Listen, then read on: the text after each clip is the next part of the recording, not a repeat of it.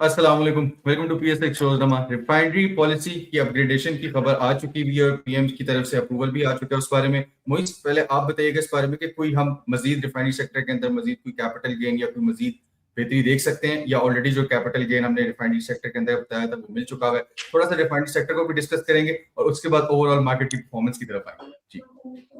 देखिए, अगर हम न्यूज़ के हिसाब से फंडामेंटली चीज़ों को देखते हैं ना, तो रिफाइनरी पॉलिसी की जब तक रूमर चल रहा है, क्योंकि 2023 से ये चीज़ चल रही है, राइट? ठीक है? हमेशा हर साल कभी न कभी न्यूज़ आती थी, रिफाइनरी सेक्टर परफ़ॉर्म करता था और उसके बाद फिर वापस ठंडा हो जाता और फिर डिले टैक्टिक्स यूज़ की जाती थी इस अपग्रेडेशन प्लान के अंदर। और इस बार भी इसी तरह रूमर्स चले जिसके अंदर फिर रिफाइनरी सेक्टर्स ने अच्छा गेन दिया और फिर न्यूज़ आ गई कन्फर्मेशन की। पहले हमने देखा है कि डिले की न्यूज़ आती थी, तब फिर रिफाइनरी सेक्टर वैसे ही छोड़ दिया जाता था या फिर प्रॉफिट टेकिंग आती थी जी अच्छी। और इस बार कन्फर्मेशन की न्यूज़ आई, तो एक मशहूर कोट आप कह लें, वो ये है कि buy on rumours sell on news. मतलब रूमर्स पर आपने बाय करना है और न्यूज़ आ जाए तो आपने प्रॉफिट टेक करना है, क्योंकि स्मार्ट मनी तब एग्ज़िट कर रहा होता है, ठीक है? तो अब फट अगर हम देखते हैं साइकोलॉजिकली या फंडामेंटली, तो यहाँ पर हमें एग्ज़िट करना चाहिए क्योंकि हमें अच्छा गेन मिल गया है। पीआरएल के अंदर 50% गेन मिल गया है, 40% के करीब सिनर्जी के अंदर हमें गेन मिल गया है। नेशनल रिफाइनरी और अटक रिफाइनरी बड़े शेयर है, तो उनके अंदर भी ₹150-200 20-20% तक का 25% तक का गेन हमें मिल चुका है। तो अब एग्ज़िट स्ट्रैटेजी बननी चाहिए यहाँ पर। एक बार आप प्रॉपर प्रॉफिट बुक करें, 100% अपने सारे शेयर सेल करें और थोड़ा वेट करें और उसके बाद जब सेटल डाउन हो जाए चीज़ें, फिर हम बाय करेंगे। एक तो ये बनता है फंडामेंटली और साइकोलॉजिकली। अगर मैं टेक्निकली आपको बताता हूँ, तो मेन जो हमारे स्क्रिप्ट्स हैं इनके अंदर, वो पाकिस्तान रिफाइनरी और सिनर्जी हैं, दोनों ने ब्रेकआउट्स दे दिए हैं। ₹10.80 सिनर्जी सस्टेन कर रहा है, तो ₹10 के 80 पैसे के ऊपर आप ट्रेडिंग करते रहें इसके अंदर, ₹12-13 के लिए ईज़िली आपको इसके अंदर मौके मिलते रहेंगे।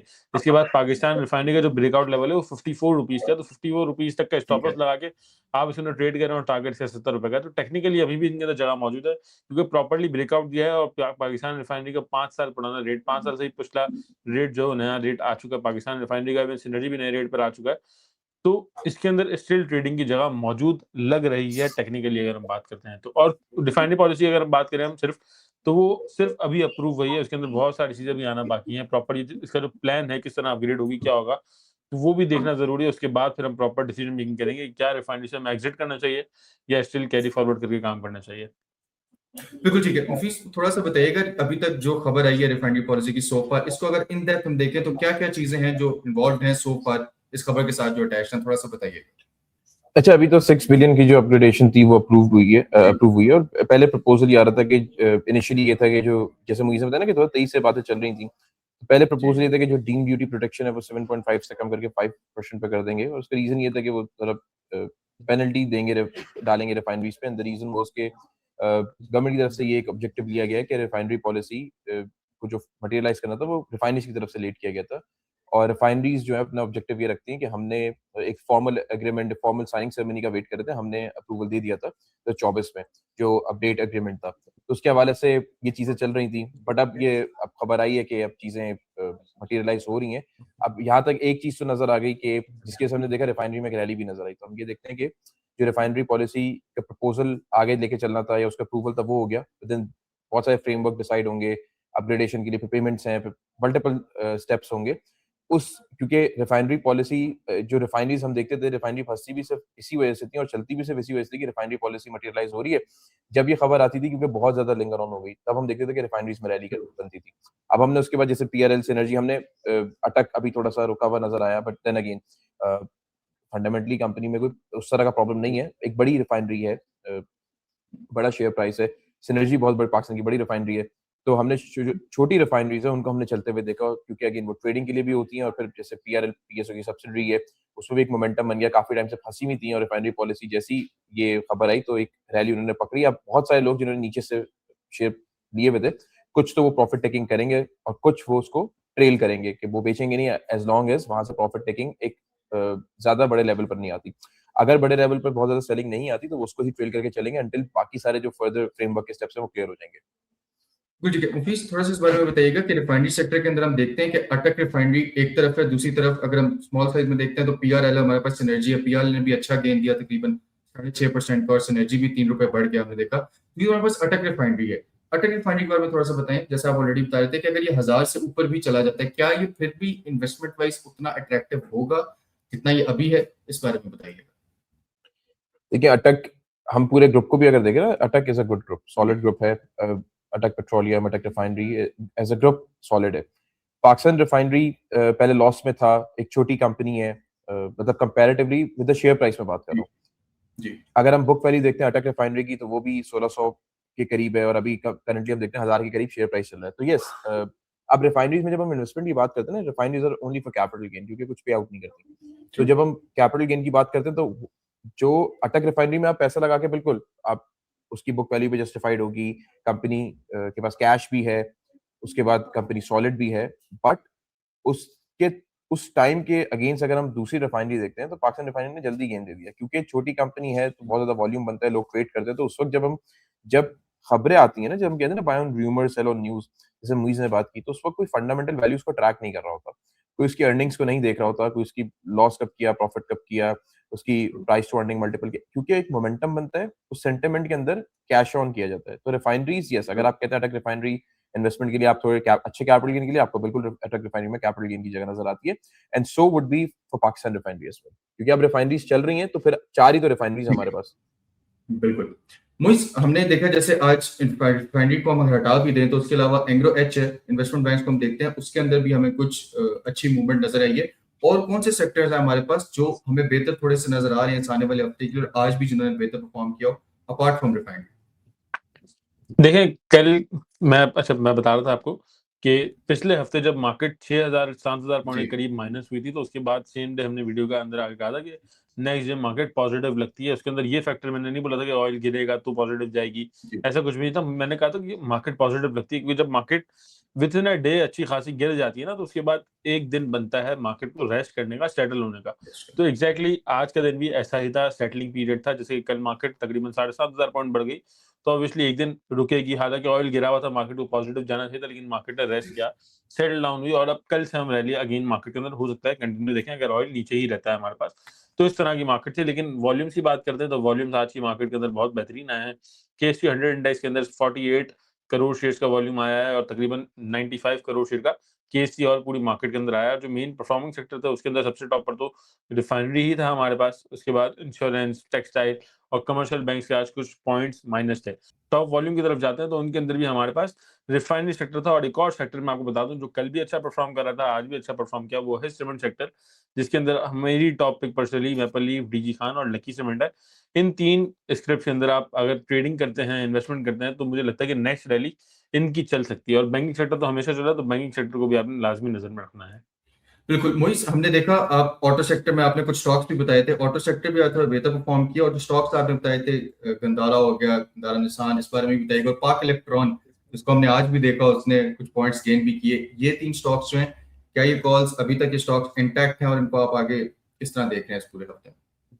देखिए, मैंने वीकेंड वाले शो में बताया था, मेरे हफ्तानामा के अंदर मैंने बताया था, और मुझे लगता है कि इस पूरे हफ्ते के अंदर अच्छी रैली दे सकते हैं, जिसके अंदर GAL, GHNI ऑलरेडी, जहां पर मैंने बताया था GHNI वो 1130 पर चल रहा था, और अब 1230 हो चुका है, 100 रुपए बढ़ चुका है, यानी कि 8-9-10% के करीब इसके अंदर आपको गेन मिल लिया है।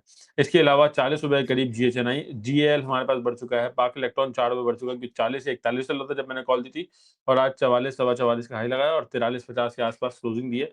तो अच्छे गेन्स हमें मिल चुके हैं, तो हमें प्रॉफिट टेकिंग भी करनी है, और कुछ पार्ट हम रख सकते हैं फ्राइडे तक के लिए। मुझे लगता है कि फ्राइडे तक के अंदर हमें इन स्क्रिप्ट्स के अंदर और थोड़ा कुछ गेन मिल सकता है। और इसके अलावा भी मैंने आपको पाकिस्तान रिफाइनरी, अच्छा इवन आज की ही वीडियो जो मैंने मिड डे मूव बनाया है, उसके जी अंदर मैंने, जब पाकिस्तान रिफाइनरी का रेट 60 रुपए के पास चल रहा था, तो मैंने आपको कहा था कि 58 रुपीज के अराउंड अगर मिले तो वहां पर बाइंग करनी चाहिए। और उसके बाद 58 आया, तो आई होप लोगों ने बाई किया हो।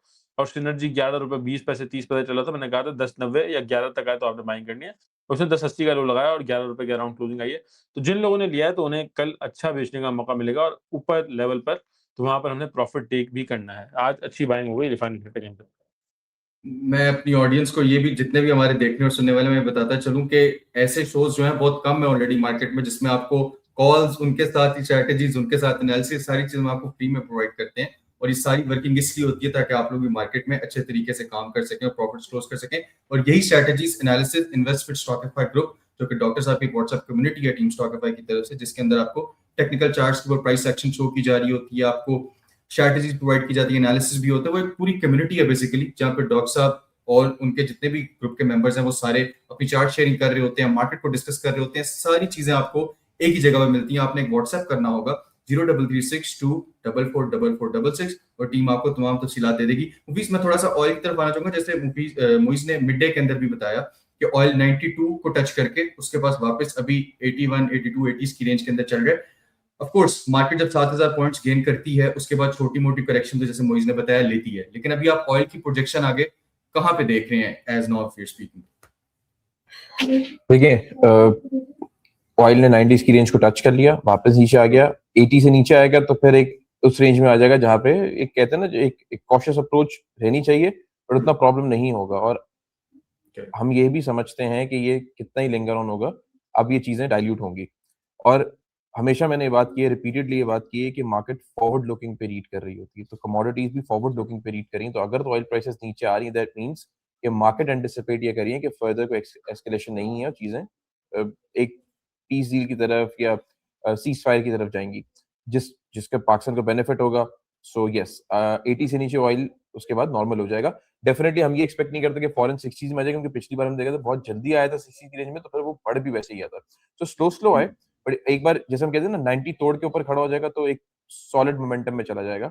वहां से रेजिस्ट करके वापस नीचे आया जब, हम ये कहते हैं कि अब 80s को जब वो तोड़ के अपनी रेंज में जाएगा तो फिर वहां से एक ऐसी न्यूट्रल जोन में चला जाएगा जहां पे बहुत ज्यादा खतरा नहीं होगा, फिर वो थोड़ा थोड़ा बियरिश होने लगेगा अगर वो और डिक्लाइन करता है।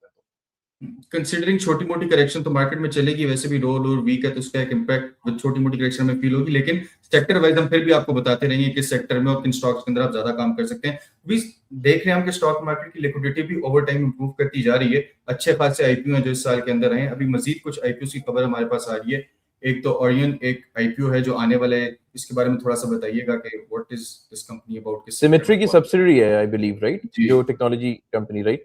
तो अभी तो मैंने इसको पढ़ा नहीं है, अभी तो ये अनाउंसमेंट आया, आज देखेंगे। और अब तो बहुत सारी कंपनीज लिस्ट हो रही हैं, बट इंपॉर्टेंट चीज ये है कि कितनी प्रॉफिटेबल है, किस तरह की उनकी बुक है, सिमेट्री का ट्रैक रिकॉर्ड क्या है। ये बड़ा इंपॉर्टेंट है कि जब जिस कंपनी सब्सिडियरी लिस्ट हो रही है उस कंपनी का ट्रस्ट, उस ग्रुप का trust among the share holders कैसा है। अगर तो उसने भी शेयर होल्डर को पैसा बना के दिया है तो लोग उसकी सब्सिडी पे भी ट्रस्ट करेंगे। अगर तो उसने ही शेयर होल्डर्स को फंसा दिया है तो ट्रस्ट इतनी जल्दी बिल्ड नहीं होगा सब्सिडी पे भी। तो ये भी बड़ी इंपॉर्टेंट चीज है। बिल्कुल ठीक है। मोइज, आपने ये भी बताया कि अभी भी रिफाइनरी सेक्टर के अंदर कुछ स्टॉक्स हैं जिन्होंने अच्छा गेन, कैपिटल गेन भी प्रोवाइड किया है। आने वाले 3 दिन के हवाले से अगर हम बात करें, किस हिसाब से, वैसे आपने मिड डे में कैपिटल बताई हुई है बट स्लोली बाइंग करनी चाहिए, लेकिन अभी क्या लेवल्स मार्केट के नजर आ रहे हैं और उसके साथ साथ क्या स्ट्रैटेजी होनी चाहिए? देखिए, ऑयल के ऊपर मार्केट चली, ऑयल थोड़ा और नीचे आएगा तो मुझे लगता है कि मार्केट अच्छी परफॉर्म करेगी। और इवन अगर ऑयल यहाँ पर भी सस्टेन करता है तो मुझे लगता है कि आने वाले 3 दिन पॉजिटिव रह सकते हैं मार्केट के। लेकिन ठीक है। आपने इतना कोई पॉजिटिव रह सकते हैं का मतलब ये नहीं कि आप 100% बाय करके और होल्ड करें, ऐसा नहीं करना है आपने। क्योंकि जो हमने पिछले हफ्ते मेनली बाइंग लोगों ने जो की है हमारे, वो पिछले वीक के अंदर की है, जो कि हमने गाइड भी किया था अपनी वीडियोस के अंदर कि क्या-क्या सेक्टर्स के अंदर हमने बाइंग करनी है, और उसके बाद वीकेंड वाले शो के अंदर भी बताया। तो मंडे वाले दिन मार्केट पॉजिटिव खुली, वहाँ बहुत सारे लोगों ने प्रॉफिट टेकिंग की है। म्यूचुअल फंड की अच्छी खासी बाइंग हुई है कल के दिन मार्केट के अंदर, और आवाम सेलर थी, इंडिविजुअल सेलर थी। तो मुझे अच्छा लगा कि लोगों ने प्रॉफिट बुक किया। और कल और परसों और तरसों अगर मार्केट पॉजिटिव जाती है तो वहां पर भी प्रॉफिटिंग करनी है। लेकिन कुछ शेयर्स, कुछ जो परसेंट है वो हमारे पास शेयर्स की होनी चाहिए। पूरा ही कैश पे हमने नहीं आना कभी भी, क्योंकि हम स्विंग करते हैं या फिर इन्वेस्टमेंट करते हैं तो हमारे पास कुछ ना कुछ परसेंट शेयर्स होने चाहिए जो हमारी पुरानी खरीद के हैं। जब 191 इंडेक्स गया था, जब ऑल टाइम हाई लगा था, तब की अगर हमारी परचेजिंग है तो कुछ ना कुछ शेयर हमने होल्ड करने हैं। बाकी profit taking, normal trading market मौका दे रही है तो ट्रेड करते रहें और कैश खुला करते रहें। तो बस यही स्ट्रेटेजी है फॉर नाउ, क्योंकि अब अभी तक हर चीज सीधी नहीं हुई है। जंग वाली जो तलवार है वो इससे लटक रही है हमारे ऊपर, तो हमें भी उसका ख्याल रखना है। ये तो है। हमारी स्ट्रेटजीज पे आप किस हद तक काम करते हैं? हम, हमारी टीम, आपके कमेंट्स हम खुद भी पढ़ रहे होते हैं, हम देखते हैं, और जो सवाल पूछने वाले होते हैं हम पूछते भी हैं। तो आप लोगों ने जरूर बताना है कि किन स्ट्रेटजीज पे आप लोग काम करें और कौन सी कॉल्स है जो आप लोगों ने ली। और हम इंशाल्लाह न्यू अपडेट्स के साथ और नए एनालिसिस के साथ आपसे कल मुलाकात करेंगे रोजनामा के अंदर। तब तक के लिए मुझे और मेरी टीम को इजाजत दीजिए। अल्लाह हाफिज।